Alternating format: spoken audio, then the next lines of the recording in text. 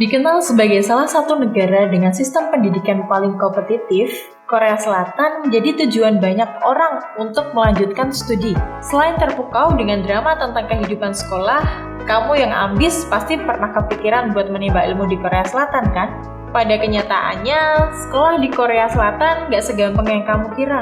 Selain harus menguasai bahasa Korea, kamu juga harus bisa beradaptasi dengan lingkungannya yang kompetitif. Tak jarang, mereka yang sulit mengikuti pelajaran akan merasa ditinggalkan. Kalau gitu, ada baiknya kamu cari tahu dulu nih seputar kehidupan pelajar di Korea Selatan. Simak video ini sampai selesai ya.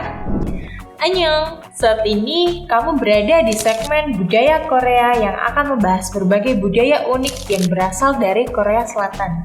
Kamu punya topik menarik yang mau dibahas? Komen di bawah ya. Sebelum memutuskan untuk menempuh pendidikan di Korea Selatan, penting banget riset berbagai hal, mulai dari sekolah atau perguruan tinggi yang cocok untuk kamu, dan tentunya biaya hidup sehari-hari. Soalnya, untuk hidup di Korea, kamu perlu mengeluarkan banyak biaya, terlebih untuk transportasi umum, karena kamu pasti bakalan sering banget gunain itu. Tapi jangan khawatir, kamu bisa sambil bekerja juga kok kalau kamu mahasiswa. Oke, tanpa berlama-lama lagi, yuk kita bahas gimana kehidupan para pelajar di Korea Selatan. Untuk jenjang pendidikan nggak berbeda sama Indonesia. Orang Korea menempuh pendidikan SD selama 6 tahun, SMP 3 tahun, SMA 4 tahun, dan kuliah selama kurang lebih 4 tahun. Di Korea Selatan juga ada kewajiban wamil bagi mereka warga asli yang sudah menginjak usia 18 tahun. Sistem pendidikannya juga unik, ada yang namanya sistem Hagwon. Setelah menyelesaikan kegiatan belajar di sekolah, para pelajar tidak akan langsung pulang ke rumah, melainkan mereka akan pergi untuk ikut bimbingan belajar atau bimbel. Inilah yang dimaksud sistem Hagwon.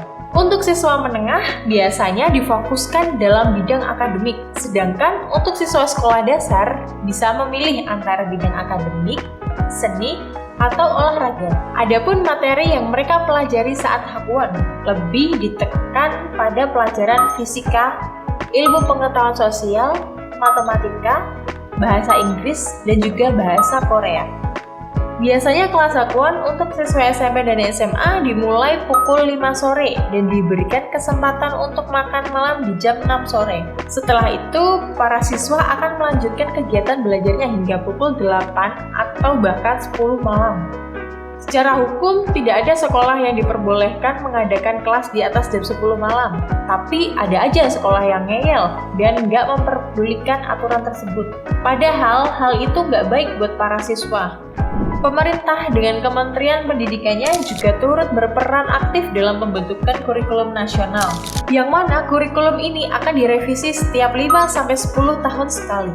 Dengan begini, pendidikan di Korea Selatan akan lebih up to date. Dengan adanya kurikulum yang baru, diharapkan masyarakat bisa lebih demokratis, memiliki keyakinan moral dan kewarganegaraan yang kuat.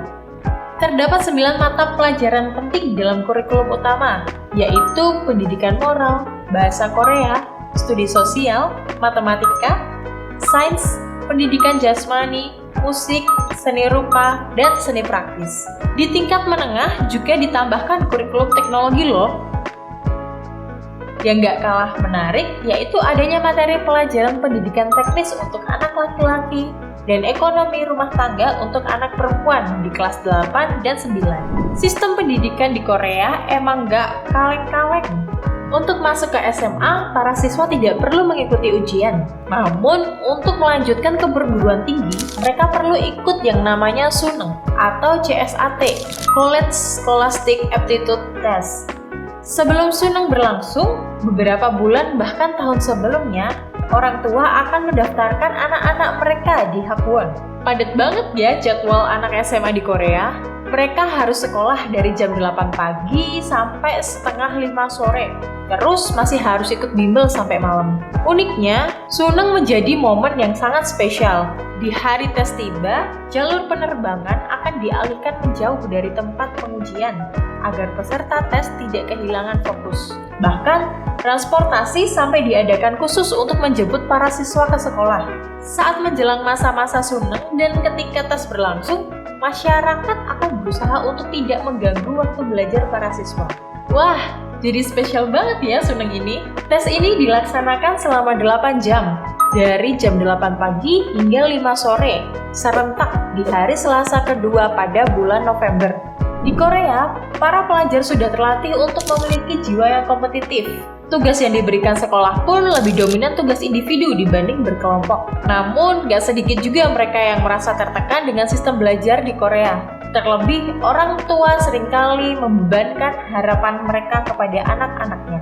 Para pelajar tentunya terbebani untuk mendapatkan nilai yang tinggi dan prestasi yang membanggakan. Dengan padatnya jadwal belajar, sebagian dari mereka sampai nggak bisa menghabiskan waktu untuk bermain atau beristirahat sebentar. Untuk menyeimbangkan kegiatan akademik, ekstrakurikuler, ujian, dan hubungan sosial pun dirasa sulit bagi sebagian pelajar. Sistem pendidikan di Korea Selatan gak jauh berbeda dengan di Indonesia. Namun, di Indonesia, jiwa kompetitif dalam bidang pendidikan tidak dimiliki oleh setiap orang. Sebagian orang rela mengambil gap year untuk bisa masuk universitas favoritnya. Sebagian lagi melanjutkan pendidikan di perguruan tinggi sesuai dengan kemampuan mereka. Tapi, masih banyak juga loh ketimpangan sosial karena tingginya tingkat putus sekolah.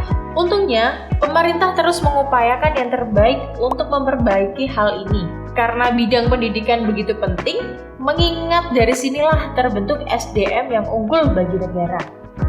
Nah, itu dia lika-liku kehidupan pelajar di Korea Selatan. Kelihatannya emang lebih berat sih, tapi masing-masing negara punya keunggulannya tersendiri, termasuk dalam bidang akademik yang tentunya akan membentuk masa depan yang lebih baik.